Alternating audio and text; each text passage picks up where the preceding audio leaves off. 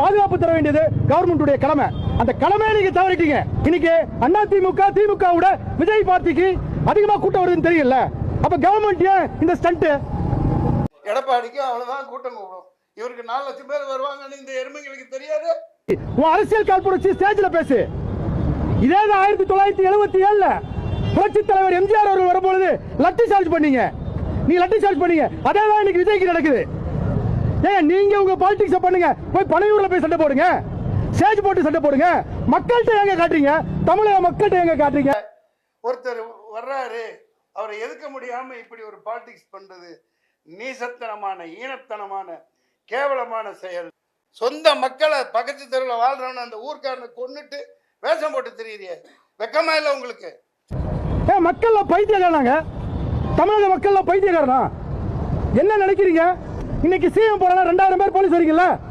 2000 பேர் சும்மா வெட்டியா வந்து நிக்கிறீங்களா? நீங்க அந்த இடத்துல போய் பாதுகாப்பு கொடுக்கல. மக்களுக்கு உண்மையை சொல்லுங்க.